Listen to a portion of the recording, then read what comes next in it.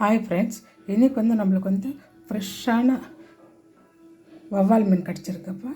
நல்லா ரொம்ப fresh, ice எதுவும் இல்லை. பழுவேற்காட்டில் தூண்டில் போட்டு பிடித்த மீனப்பா இது. நல்லா ஒரு துளி ஐஸு கிட்டெல்லாம் நல்லா ஃப்ரெஷ்ஷாக இருக்குது.